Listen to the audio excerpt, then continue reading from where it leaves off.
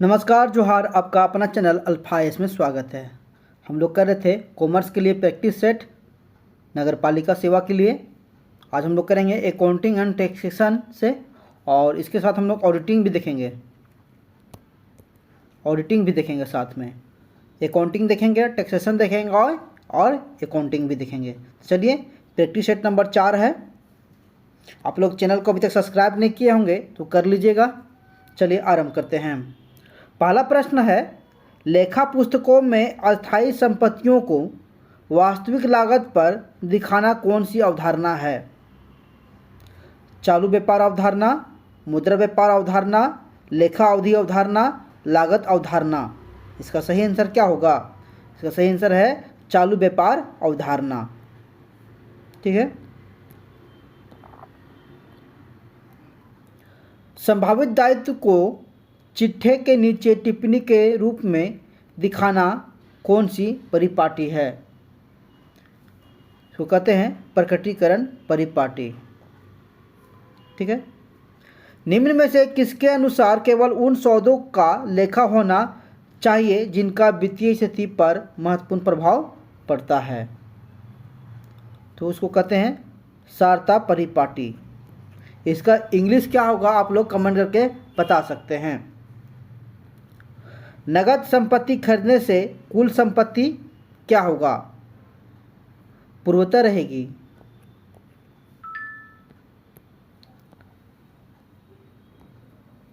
लेखाकार की तकनीकी कुशलता तथा सेवाओं का प्रयोग किसी एक संगठन विशेष द्वारा ही किया जाता है। ठीक है। सार्वजनिक लेखा विधि में, निजी लेखा विधि में, राजकीय लेखा विधि में, राष्ट्रीय आय लेखा विधि में। इसका आंसर क्या हो जाएगा? निजी लेखा विधि में। व्यापार को एक स्थान से दूसरे स्थान अधिक लाभप्रद पर ले जाने का व्यय होता है। आयगत व्यय, पूंजीगत व्यय, अस्थगित आयगत व्यय, इनमें से कोई नहीं। क्या होगा इसका आंसर? इसका सही आंसर हो जाएगा अस्थगित आयगत व्यय। उत्पादन पर आधारित रॉयल्टी का भुगतान अंतिम खातों में प्रदर्शित किया जाता है, तो ही व्यापार खाते में। ठीक है। कारखाने के प्रबंधक का वेतन प्रदर्शित किया जाता है लाभ हानि खाते में, व्यापार खाते में, चिट्ठे के संपत्ति पक्ष में, चिट्ठे के दायित्व पक्ष में। किसमें किया जाएगा? कारखाना के प्रबंधक का जो वेतन है उसे व्यापार खाते में प्रदर्शित किया जाएगा। एक चिट्ठे में निम्नलिखित चल संपत्तियों को प्रकट करना है। क्या होगा? प्राप्य व्यय, देनदार, विपणन प्रतिभूति, बैंक में रोकड़। इसके प्रकटन का सही तरलता क्रम होगा, यानी सही क्रम में इसको व्यवस्थित करना है। तो पहले क्या हो जाएगा? बैंक में रोकड़ 1 नंबर, उसके बाद विपणन प्रतिभूति 2 नंबर हो जाएगा, उसके बाद क्या हो जाएगा? प्राप्य बिल 3, उसके बाद देनदार 4। पहले बैंक में रोकड़, विपणन प्रतिभूति, प्राप्य बिल, उसके बाद देनदार लायबिलिटी को करेंगे। ठीक है। बैंक में रोकड़ मतलब cash at bank, cash at bank. ठीक है। चलिए, तो इसका सही क्रम क्या हो जाएगा? सी हो जाएगा। वित्तीय लेखांकन से तात्पर्य व्यवसाय संबंधी सूचनाओं को मौखिक रूप से एकत्र करने, सारांश बनाने, विश्लेषण करने एवं रिपोर्ट करने के साधन है। किसका कथन है? ये किसका कथन है? एन सरकार का, आर.एन. एंथोनी का, AICPA का, लुकास पेसियोली का। किसका कथन है? इसका जो कथन है वो है आर.एन. एंथोनी का। श्री स्मिथ एवं एसबर्न के अनुसार लेखांकन के कितने कार्य है? लेखांकन कितने कार्य हैं? 4 कार्य हैं। अगला प्रश्न है, किस लेखांकन कार्य के अंतर्गत खातों को रिकॉर्ड, विवरणों की शुद्धता, वैधानिकता एवं सत्यता की जांच करना आता है? किसका आता है? अंकेक्षात्मक कार्य का। मैकफारलैंड, आयर्स एवं स्टोन के अनुसार निम्न में से लेखांकन के कार्य हैं। मैकफारलैंड एंड आयर्स के अनुसार लेखांकन के क्या कार्य है? अभिलेखन, प्रदर्शन, व्याख्या, उपरोक्त सभी।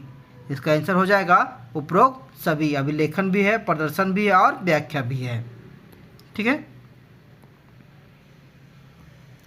ऐसा रासायनिक उत्पाद जिसका परिणाम सफल नहीं रहा पर खर्चे की लागत को माना जाएगा।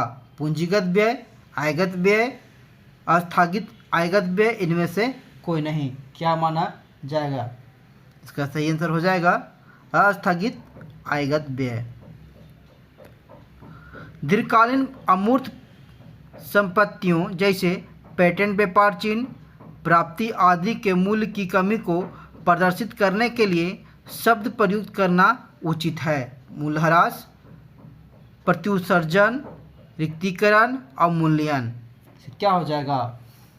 इसका सही आंसर हो जाएगा प्रत्युत्सर्जन। ठीक है।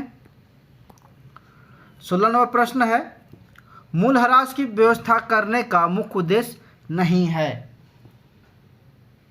सही लाभ का निर्धारण, परिसंपत्तियों को उसके उचित मूल्य पर दिखाना, प्रतिस्थापन के लिए निधि की व्यवस्था, रोकड़ लाभों की गणना। क्या हो जाएगा? प्रश्न है, मूल्यह्रास की व्यवस्था करने का मुख्य उद्देश्य नहीं है। क्या है? रोकड़ लाभों की गणना मुख्य उद्देश्य नहीं है। भारतीय आयकर अधिनियम के अनुसार मूल्यह्रास की गणना किस विधि से करना आवश्यक है? बताइए, किस विधि से करना आवश्यक है? ह्रासित शेष विधि, सरल रेखा विधि, बीमा पॉलिसी विधि, ह्रास कोष विधि। इसका सही आंसर हो जाएगा ह्रासित शेष विधि। ठीक है। संपत्ति का निपटारा करने पर हानि की राशि से डेबिट करते हैं। लाभ हानि खाते को, संपत्ति खाते को, मूल्यह्रास खाते को, संपत्ति निपटारा खाते को। किसको करते हैं? लाभ हानि खाते को। निम्न में से कौन सा एक पूंजीगत व्यय नहीं है? पूंजीगत व्यय नहीं है कौन? ऋण पत्र द्वारा ऋण प्राप्त करने में किया गया कानूनी व्यय, सेवा मुक्त किए गए कर्मचारी को दी गई क्षतिपूर्ति, भूमि क्रय करते समय दलाल को दी गई दलाली, किसी पुराने ढांचे को गिराने का खर्च। कौन सा एक पूंजीगत व्यय नहीं है? तो यह किसी पुराने ढांचे को गिराने का खर्च। ठीक है। पेटेंट और स्वत्वाधिकार सम्मिलित होते हैं किसमें? अमूर्त संपत्तियों में। अमूर्त संपत्तियों में होता है। ठीक है। लेखाकरण समीकरण किनके बीच समानता का विवरण है? लेखाकरण समीकरण किनके बीच समानता का विवरण है? संपत्ति और पूंजी, डेबिट और क्रेडिट, पूंजी और दायित्व, इनमें से कोई नहीं। इसका आंसर क्या हो जाएगा? डेबिट और क्रेडिट।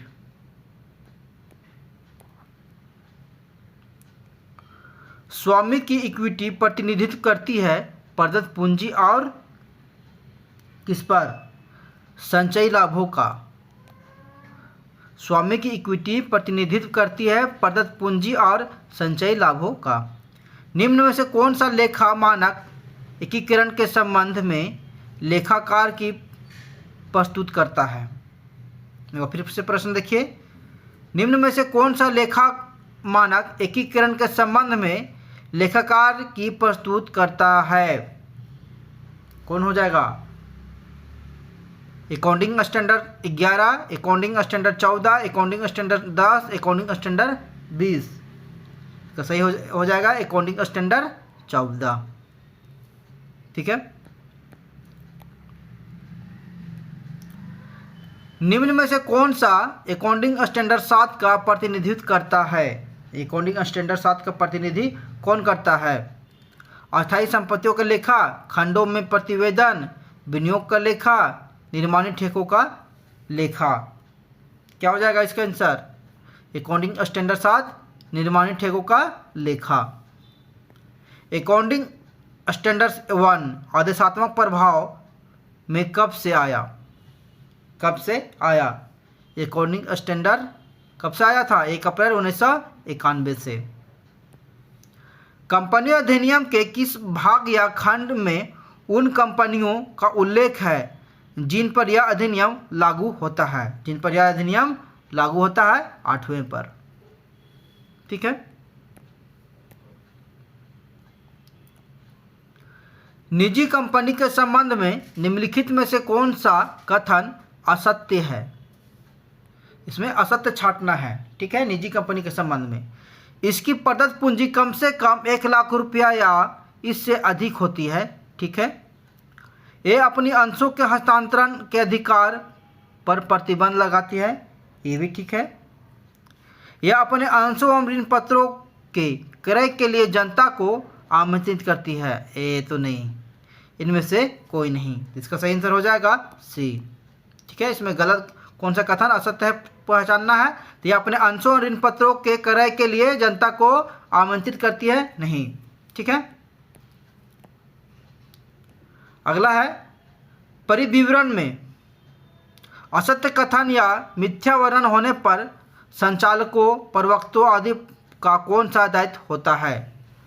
नागरिक दायित्व, दंडनीय दायित्व, ये भी दोनों, इनमें से कोई नहीं। क्या होता है? ये भी दोनों, नागरिक दायित्व होता है और दंडनीय दायित्व होता है। कि परिविवरण जो प्रोस्पेक्टस, परिविवरण मतलब प्रोस्पेक्टस। ठीक है। प्रोस्पेक्टस में जो असत्य कथन या मिथ्या वर्णन, झूठा वर्णन जो हो जाता है, उसके लिए प्रवक्ता, संचालक, प्रवक्तों आदि का कौन सा दायित्व होता है? नागरिक दायित्व होता है और दंडनीय दायित्व होता है।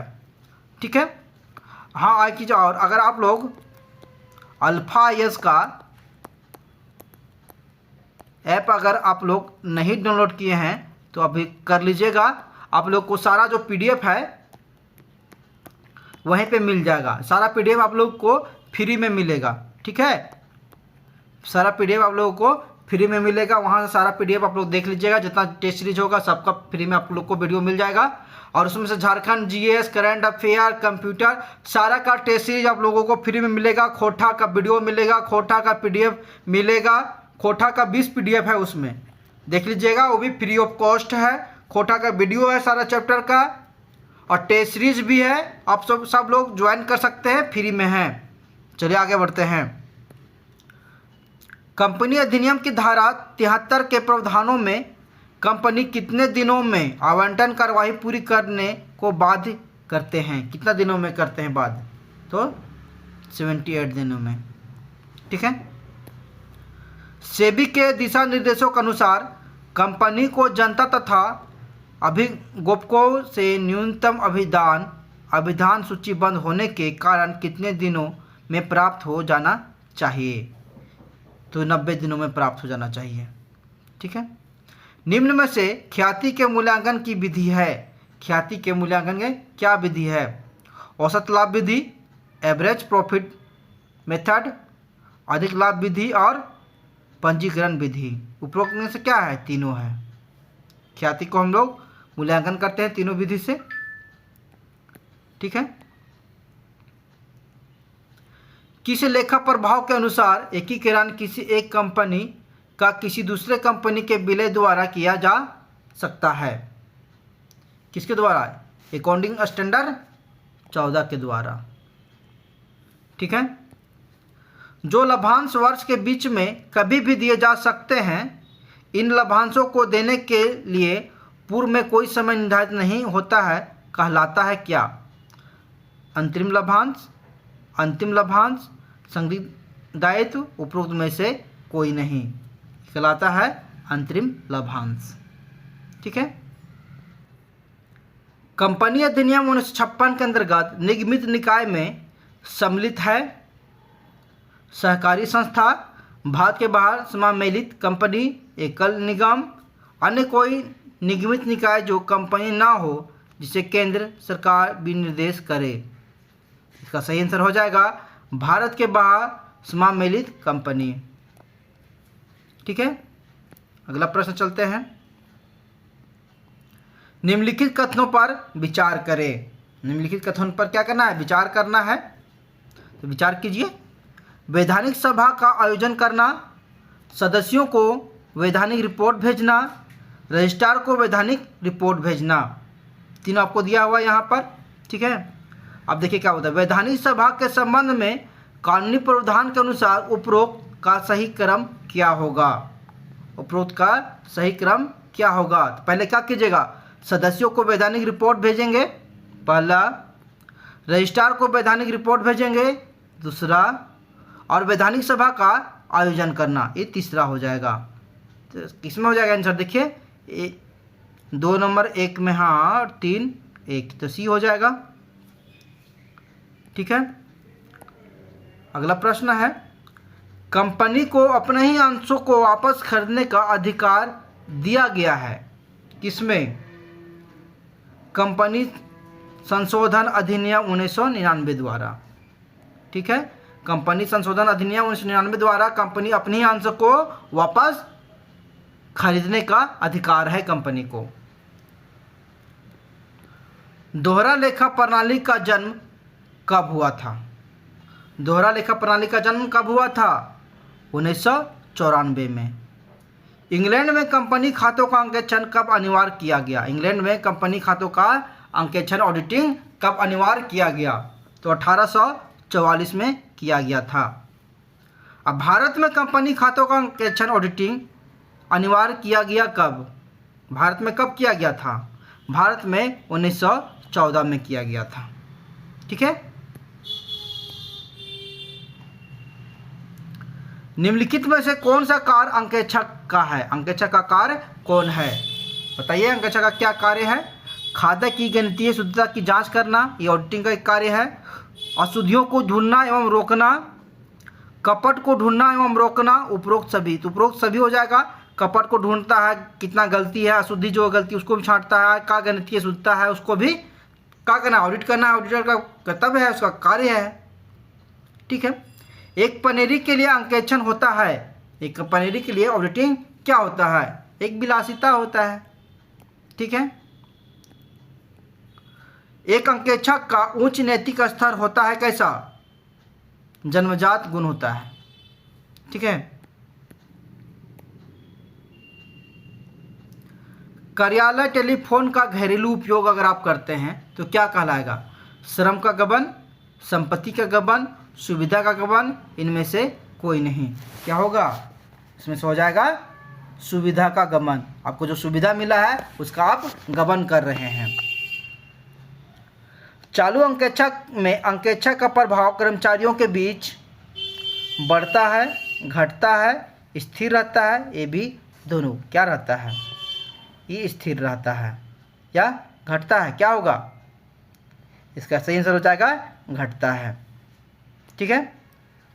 अंतरिम अंकेक्षण कराया जाता है कब, वर्ष के प्रारंभ में, वर्ष के अंत में, वर्ष के मध्य में, उपरोक्त सभी। कब कराया जाएगा अंतरिम अंकेक्षण, वर्ष के मध्य में। जैसे कि अभी असेसमेंट ईयर चल रहा है 2023-24, है ना, फाइनेंशियल ईयर।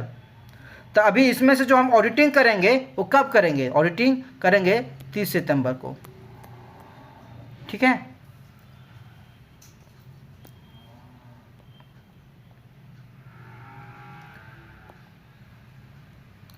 एक आंतरिक अंकेक्षक हो सकता है, कौन हो सकता है आंतरिक अंकेक्षक, बताइए। कोई चार्टर्ड अकाउंटेंट, कोई स्नातक, कोई लागत लेखाकार, इनमें से कोई नहीं। तो कौन होगा ये ऑडिटर, कौन हो सकता है, एक चार्टर्ड अकाउंटेंट हो सकता है, ठीक है।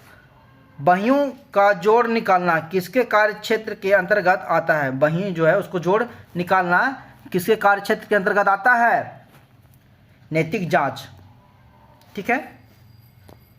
निम्नलिखित में कौन बनावटी संपत्ति है। इसमें बनावटी संपत्ति कौन है, प्रारंभिक व्यय जो है बनावटी संपत्ति है, ठीक है। मूल्यांकन के उच्चतम मूल्य पहले निर्गमन विधि का प्रयोग होता है जब सामग्री, यहाँ पे थोड़ा सा मिट गया है, सामग्री, ठीक है, जब सामग्री का मूल्य बढ़ रहा हो, जब सामग्री का मूल्य घट रहा हो, जब सामग्री का मूल्य स्थिर हो, उपरोक्त में से कोई नहीं। क्या हो जाएगा, मूल्यांकन के उच्चतम मूल्य पहले निर्गमन विधि का प्रयोग होता है जब सामग्री का मूल्य बढ़ रहा हो, ठीक है।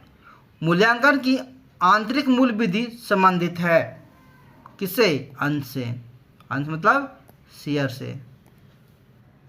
संपत्तियों का अप्रचलन ह्रास है। संपत्तियों का अप्रचलन ह्रास का है क्या? बताइए।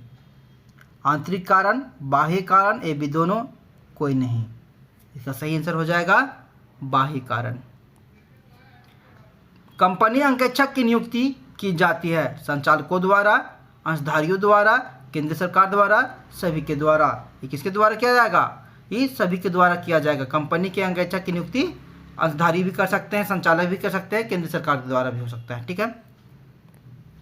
कंपनी अंकेक्षक की नियुक्ति किस धारा के अंतर्गत होता है? कंपनी जो अंकेक्षक है उसका नियुक्ति धारा 224 के तहत होता है। निम्न में से कंपनी का चार्टर किसे कहते हैं? कंपनी का चार्टर किसे कहते हैं? पार्षद सीमा नियम को कंपनी का चार्टर कहते हैं।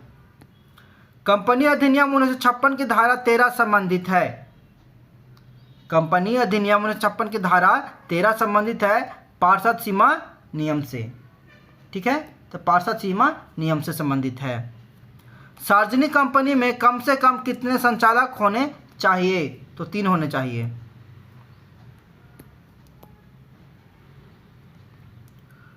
प्रबंध संचालक कितने दिनों के लिए नियुक्त किया जा सकता है? प्रबंध संचालक कितने दिनों के लिए नियुक्त किया जा सकता है? तो 5 दिनों के लिए किया जा सकता है। ठीक है। कंपनी अधिनियम 1956 की धारा 208 संबंधित है। कंपनी अधिनियम की धारा 208 संबंधित है किससे? ऋण पत्र, बोनस अंश का निर्गमन, पूंजी से ब्याज का भुगतान, इनमें से कोई नहीं। इसका सही आंसर हो जाएगा पूंजी से ब्याज का भुगतान। अनुसंधान प्रतिवेदन होता है। अनुसंधान प्रतिवेदन होता है क्या? संक्षिप्त, विस्तृत, उपरोक्त दोनों, कोई नहीं। क्या होता है? विस्तृत होता है। अनुसंधान प्रारंभ होता है जब अंकेक्षण समाप्त होता है। अनुसंधान प्रारंभ होता है जब अंकेक्षण समाप्त हो जाता है। आंतरिक अंकेक्षक के रूप में संस्था के किसे कर्मचारियों को नियुक्त किया जाता है? बोलता है आंतरिक अंकेक्षक के रूप में संस्था के कैसे कर्मचारियों को नियुक्त किया जाता है? संस्था को कौन से कर्मचारी को नियुक्त किया जाएगा? तो बताइए इसको किसको किया जाएगा? जो लेखा पुस्तकों से संबंधित होते हैं, जो लेखा पुस्तकों से संबंधित नहीं होते हैं, जो लेखा पुस्तकों से संबंधित नहीं किंतु दक्ष एवं ईमानदार होते हैं, तो इसी के न करेंगे। ठीक है। जिस कंपनी का मुख्य व्यवसाय दूसरी कंपनियों के अंशों में पूंजी लगाना हो, उस कंपनी के पास दूसरी कंपनी के यदि 50% से अधिक अंश हो तो उस कंपनी को क्या कहेंगे? तो उस कंपनी को क्या कहेंगे? उस कंपनी को कहेंगे परन्यासी कंपनी। परन्यासी कंपनी कहेंगे। केंद्रीय सरकार ने निम्न में से किस उद्योग के लागत लेखों के अंकेक्षण के लिए नियम नहीं बनाए हैं? केंद्रीय सरकार ने निम्न में से किस उद्योग के लागत लेखों के अंकेक्षण के लिए नियम नहीं बनाए हैं? तो अब इसमें से बताइए। साइकिल उद्योग, कॉस्टिक सोडा उद्योग, सूती वस्त्र उद्योग, सीमेंट उद्योग। इसका क्या हो जाएगा? तो सूती वस्त्र उद्योग। आप लोग कमेंट करके बताइए क्या होना चाहिए। निम्न पर विचार करें। संचय कोषों में हस्तांतरण, लाभांश क्षमता, संचय कोष, रोकड़ की आवश्यकताएं, पिछली नीतियां, पूर्वाधिकार अंश। लाभांश की सिफारिश करने से पूर्व उपरोक्त में से किन किन बातों पर विशेष ध्यान देना चाहिए? तो किन किन बातों पर विशेष ध्यान देना चाहिए? संचय कोषों में हस्तांतरण भी, लाभांश क्षमता, संचय कोष, रोकड़ की आवश्यकताएं, पिछली नीतियां और पूर्वाधिकार की अंश। ये एक से लेकर 5 सभी पर करना चाहिए। इसका सही आंसर हो जाएगा 1, 2, 3, 4, 5 किसमें? डी में है, तो डी सही हो जाएगा।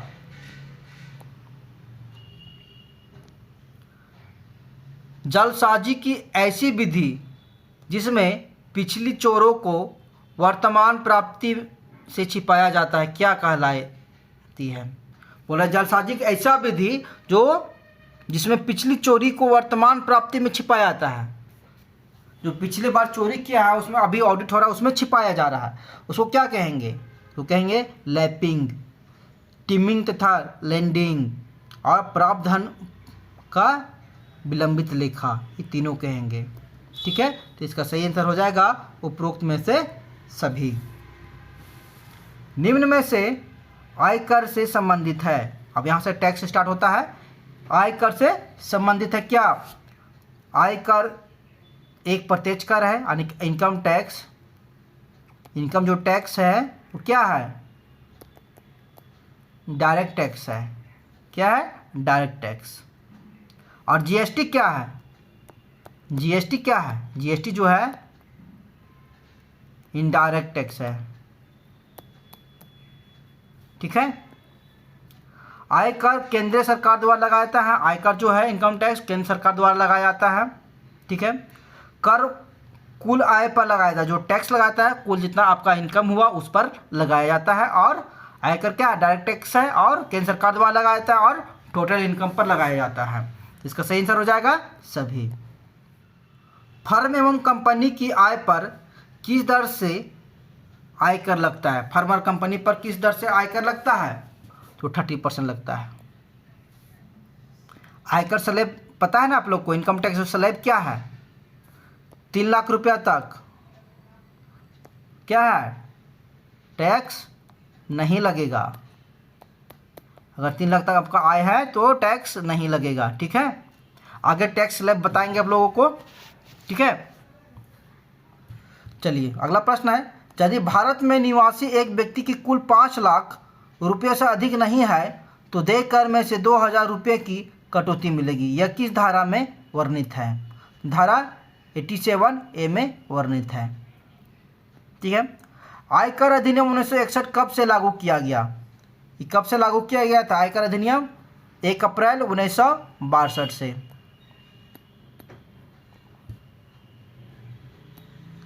निम्न में से सकल कुल आय से संबंधित है। सकल कुल आय से संबंधित है वेतन से आय, मकान संपत्ति से आय, पूंजी लाभ, उपरोक्त सभी किससे संबंधित है? इसका सही आंसर हो जाएगा उपरोक्त सभी से। सकल कुल आय में से धारा 80C से 80U तक की कटौतियाँ घटाकर जो राशि बचती है उसे क्या कहते हैं? जो भी आपका प्रीमियम वगैरह है उसको सब आप दे देने के बाद उसको घटाइएगा तो जो बचेगा उसे क्या कहेंगे? उसे क्या कहेंगे? उसे सकल आय, कर योग्य आय, कुल आय, इनमें से कोई नहीं। इसको कहेंगे हम लोग कुल आय। जितना टैक्स सब घटा देंगे, जो आप प्रीमियम वगैरह है तो डिडक्ट करने के बाद जो बचेगा वो कुल आय बचेगा। कुल आय पर ही टैक्स लगता है। ठीक है, कुल आय सकल कुल आय से होती है। कुल आय सकल कुल आय से होता है क्या? बताइए। अधिक, कम, बराबर, या तो बराबर या तो कम। क्या होता है? कुल आय सकल कुल आय से क्या होता है? अगर आपके पास प्रीमियम है 80C से 80U तक अगर आप लोग प्रीमियम लिए हैं तो उसे घटा दीजिएगा तो क्या हो जाएगा? तो या तो बराबर हो जाएगा या तो कम हो जाएगा, यही होगा। अगर आप है आपके पास तो कम हो जाएगा, नहीं है तो बराबर होगा। ठीक है, तो इसका आंसर डी हो जाएगा।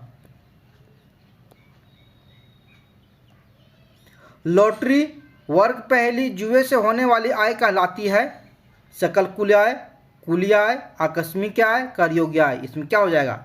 आकस्मिक आय होगा। और इस पर कितना देना पड़ेगा आपको? टैक्स 30%। ठीक है, 30% है। आप लोग कमेंट करके बताइए कितना देना पड़ता है। ठीक है, वरिष्ठ नागरिक भारत में निवासी तथा जिसकी आयु गत वर्ष 60 वर्ष से 80 वर्ष के बीच में है वो क्या कहेंगे?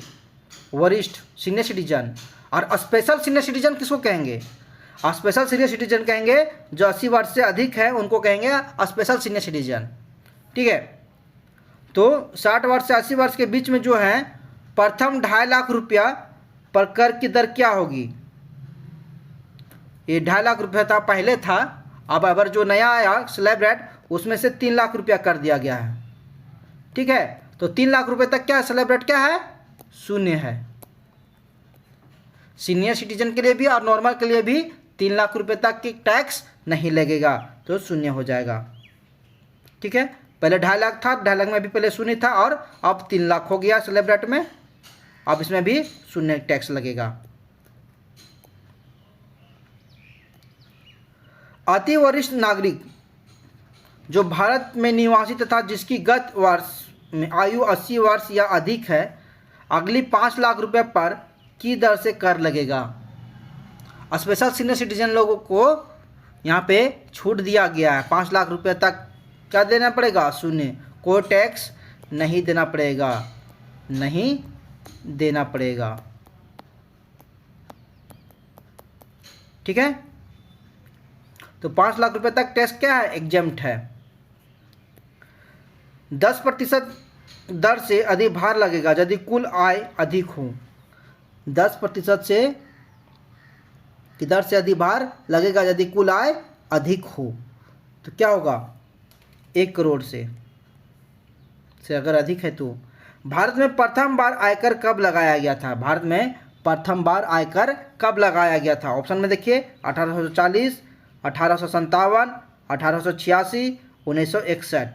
भारत में लगाया गया था कब, 1860 में। 1860 में कब, 24 जुलाई 1860 को भारत में पहली बार आयकर लगाया गया था। ठीक है, तो आप लोगों को पहले बता दें, चलिए पहले आप लोगों को बता दें इनकम टैक्स का जो स्लैब रेट है वो आप लोगों को बताते हैं। तो बताते हैं 0 से 3 लाख रुपए तक स्लैब रेट है, क्या लगेगा, शून्य लगेगा। ठीक है, 0% नहीं लगेगा, इसमें कोई टैक्स नहीं लगेगा। सीनियर सिटीजन के लिए भी 3 लाख है। ठीक है, 0 से 5 जो है स्पेशल जो सीनियर सिटीजन है उनको शून्य लगेगा, स्पेशल सीनियर सिटीजन के लिए शून्य लगेगा। ठीक है, तो 0 से 3 तक शून्य। ठीक है, 3 से 6 तक लगेगा 5%, 6 से 9 लाख तक का है आपका इनकम तो लगेगा 10%, 9 से अगर 12 लाख इनकम आपका है तो लगेगा 15%, अगर 12 लाख से 15 लाख रुपया है आपका इनकम तो लगेगा 20%। ठीक है, अगर 15 लाख से ऊपर है तो लगेगा आपका 30%। ठीक है, और सीनियर सिटीजन के लिए 5 लाख रुपये तक का एग्जेम्प्ट है, शून्य है, उसमें नहीं लगेगा। ठीक है, लेकिन अब जो नया कर व्यवस्था आया है उसमें से बोला गया है 7 लाख रुपया तक, नई कर व्यवस्था में 7 लाख रुपया तक अगर आपका पास आय है, आपका आय है तो कोई टैक्स नहीं लगेगा, कोई टैक्स नहीं लगेगा। ठीक है, ये नया आयकर जो आया है उसके तहत है। ठीक है, स्लैब रेट बता दिए और एक नया ये भी बता दिया अपवाद। चलिए आगे बढ़ते हैं। एक व्यक्ति गत वर्ष में कितने दिन कम से कम भारत में रहने के उपरांत निवासी माना जाएगा। तो एक व्यक्ति को भी व्यक्ति भारत में कितना दिन रहेगा, तो 182 दिन रहेगा तो भारत में निवासी माना जाएगा। ठीक है, जीवन बीमा पॉलिसी से प्राप्त राशि बोनस सहित किस धारा के अंतर्गत कर से मुक्त होगा। तो धारा 10(10)(d) और धारा 10(10)(bb), धारा 10(2)(a) किसके तहत होगा, तो धारा 10(10)(d) के तहत एग्जाम्प्ट हो जाएगा। ठीक है, निम्न में से कर मुक्त आय है, कर मुक्त आय कौन है। कृषि आय यदि भूमि भारत में स्थित हो तो कृषि इनकम जो होता है, एग्रीकल्चर इनकम टैक्स होता है, फ्री होता है, एग्जाम्प्ट होता है। साझेदार का फर्म की आय में भाग अगर लिए हैं तो भी हो जाएगा। अनुमोदित पुरस्कार, पुरस्कार पर भी जो आता है वो भी क्या होता है, एग्जाम्प्ट होता है। उपरोक्त सभी हो जाएगा। ठीक है, आप यहाँ पे देखिए, एक यहाँ पे प्रश्न है, निम्न में से सूचना से श्री अशोक जो सिक्किम में एक ट्रांसपोर्ट कंपनी में ड्राइवर के पद पर कार्यरत हैं कि कर निर्धारण वर्ष 2014-15 के लिए कर योग्य वेतन क्या होगा। 14-15 में एग्जम्पशन रेट कितना था, 2.5 लाख था। 2,50,000 तक अगर आपका इनकम है तो क्या था, एग्जाम था, ठीक है, टैक्स फ्री था इतना तक इनकम में। चलिए अब इनका टैक्स रेट निकालते हैं, क्या होगा। देखिए वेतन 10,000 रुपये प्रति माह, कितना हो जाएगा इनका वेतन, 1,20,000 हो जाएगा। महंगाई भत्ता 1,500 रुपये प्रति माह है, कितना हो जाएगा, 18,000। बोनस 1 माह के वेतन के बराबर बोनस है, 1 माह के वेतन कितना है, 10,000, 10,000 जोड़िए, ठीक है। फिर बोल रहा है दूरस्थ बस्ती भत्ता 1,500 प्रति माह, ये भी हो जाएगा 18,000। ड्यूटी पर व्यक्तिगत व्ययों की पूर्ति के लिए 800 रुपये प्रति माह, बराबर 96, 9,600 हो जाएगा, ठीक है। उसके बाद क्या बोल रहा है, बच्चों की शिक्षा के लिए 300 रुपये प्रति माह, 2 बच्चों के लिए 300 रुपया प्रति माह दिया जाता है, भारतीय 3,600 हो जाएगा यहाँ पर भी। उसके बाद और देखिए, श्री अशोक का एक पुत्र हॉस्टल में शिक्षा के लिए रहता है और नियोक्ता उसके हॉस्टल व्यय की पूर्ति के लिए 400 रुपये प्रति माह देता है, नियोक्ता देता है, जो कंपनी का मालिक है वो देता है। तो यहाँ भी हो जाएगा, कितना हो जाएगा, 4,800 रुपया, यहाँ भी जोड़ लीजिए। अब बताइए 400 रुपये प्रति माह मनोरंजन भत्ता भी मिलता है, 4,800 भी यहाँ भी आ गया। अब जोड़िए कितना आता है, टोटल होगा 1,88,800, ठीक है। 1,88,000 इनका 1 साल का इनकम है और एग्जम्पशन कितना है, 2.5 लाख तक है, तो होगा, नहीं होगा ना, ठीक है। तो यहाँ पर देखिए ऑप्शन में देखिए क्या दिया हुआ है, 1,61,000, 1,60,000, 1,61,80, इनमें से कोई नहीं, क्या हो जाएगा, इनमें से कोई नहीं। पूंजी लाभ पर किस धारा के अंतर्गत कर का प्रावधान है, पूंजी लाभ पर किस धारा के अंतर्गत कर का प्रावधान है, तो 45(1) के तहत कर का प्रावधान है। ITR 6 संबंधित है, ITR 6 संबंधित किससे, कंपनी करदाताओं के लिए, ITR 6 है कंपनी करदाताओं के लिए। निम्न में से कर निर्धारण का प्रकार हो सकता है, स्वयं कर निर्धारण, संक्षिप्त कर निर्धारण, पुनः कर निर्धारण, उपरोक्त सभी। इसका सही आंसर हो जाएगा उपरोक्त सभी। निम्न में से आयकर से संबंधित पदाधिकारी या प्राधिकारी हैं, प्रत्यक्ष करों या केंद्रीय बोर्ड, आयकर प्रमुख निदेशक, कर वसूली अधिकारी, उपरोक्त सभी। इसमें से क्या हो जाएंगे, उपरोक्त सभी हो जाएंगे। निम्न में से आयकर से संबंधित पदाधिकारी या प्राधिकारी हैं, प्रत्यक्ष करों या केंद्रीय बोर्ड, आयकर प्रमुख निदेशक, कर वसूली अधिकारी, उपरोक्त में से सभी हो जाएंगे, तो सभी हो जाएंगे। अब यहाँ बोल रहा है प्रत्यक्ष करों के केंद्रीय बोर्ड में अधिक से अधिक कितने सदस्य हो सकते हैं, तो अधिक से अधिक जो सदस्य हो सकते हैं वो 6 हो सकते हैं, ठीक है। 1 अध्यक्ष होते हैं, 1 अध्यक्ष और 6 सदस्य, टोटल 7 होते हैं, ठीक है। तो यहाँ पूछ रहा है अधिक से अधिक कितने सदस्य हो सकते हैं, तो सदस्य 6 हो सकते हैं, ठीक है। निम्न में से प्रत्यक्ष करों के केंद्रीय बोर्ड के अधिकार है, प्रत्यक्ष करों के केंद्रीय बोर्ड के अधिकार क्या है, नियम बनाना, स्पष्टीकरण देना, पुनः कर निर्धारण, उपरोक्त सभी। क्या हो जाएगा, उपरोक्त सभी हो जाएगा। प्रत्यक्ष करों के केंद्रीय बोर्ड का अधिकार क्या है, नियम बनाना है उनका, स्पष्टीकरण भी देना है, पुनः कर निर्धारण, उपरोक्त सभी है।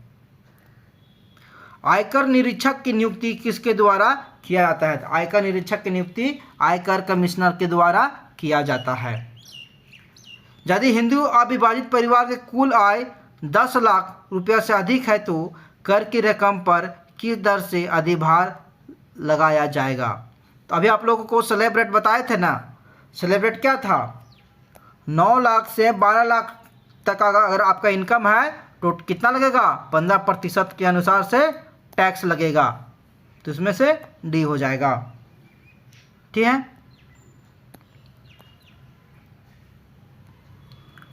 व्यय कर लागू किया गया था। व्यय कर लागू किया गया था कब? 1 नवंबर 1987 को व्यय कर लागू किया गया था। धन कर अधिनियम के अंतर्गत वर्तमान में कितने रुपए तक की संपत्ति पर कर मुक्त है? कितने लाख तक का अगर आपके पास संपत्ति है, वेल टैक्स है, वेल टैक्स कितने लाख तक का मुफ्त है? तो है कितने लाख? 30 लाख तक। 30 लाख तक अगर आपके पास है तो एग्जेम्प्ट है। अगर इससे अधिक है, मोर देन 30 लाख ऊपर है, तो आपको लगेगा 1%। 1% आपको टैक्स देना पड़ेगा, वेल टैक्स। ठीक है।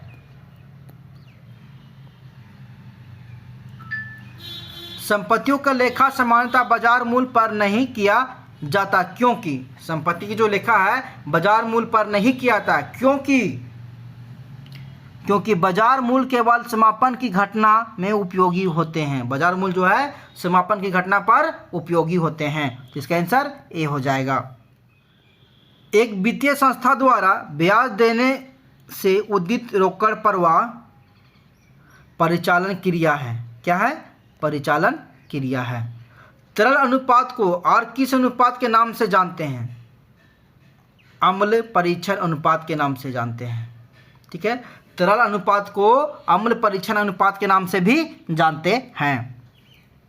ठीक है, आगे बढ़ते हैं। कंपनी अधिनियम के किस धारा के अनुसार स्थिति विवरण को वित्तीय वर्ष के अंत में कंपनी की कार्य व्यवस्था का सच्चा एवं उचित चित्र प्रस्तुत करना चाहिए? धारा 211 के तहत ऋण पत्रों पर ब्याज दिया जाता है निर्गमन मूल्य पर, अंकित मूल्य पर, बाजार मूल्य पर, लागत मूल्य पर। जो ऋण पत्र होता है डिबेंचर पर जो ब्याज दिया जाता है वो अंकित मूल्य पर दिया जाता है। ठीक है। ऋण पत्रों को अंशों में परिवर्तित करने पर अंश निर्गमन किए जा सकते हैं। केवल समतुल्य मूल्य पर, केवल बट्टे पर, केवल प्रीमियम पर, या सभी पर? तो कब किया जाएगा? इस सभी पर किया जाएगा। या तो अब डिस्काउंट पर भी कर सकते हैं, प्रीमियम लेके भी कर सकते हैं, या समतुल्य जो मूल्य है उस पर भी कर सकते हैं। तो सभी पर कर सकते हैं। ऋण पत्रों को अंशों में परिवर्तन करने पर अंश निर्गमन किए जा सकते हैं, समतुल्य मूल्य पर, बट्टे पर और प्रीमियम पर। लेखांकन के संबंध में स्कंद मूल्यांकन के लिए संशोधित लेखा मानक किस अवधि में से या उसके बाद प्रभाव में आया? क्या बोला? लेखांकन के संबंध में स्कंद मूल्यांकन के लिए संशोधित लेखा मानक किस अवधि से या उसके बाद प्रभाव में आया? कब आया? 1 अप्रैल 1999। ठीक है। अगर आप लोग को अच्छा लगा हो तो लाइक, शेयर एंड सब्सक्राइब कर दीजिएगा। और हाँ, अल्फा का जो ऐप है उसको इंस्टॉल कर लीजिएगा। उस पर आपको सब चीज़ फ्री में मिलेगा। ठीक है। तो चलते हैं, तब तक के लिए जय झारखंड, जोहार।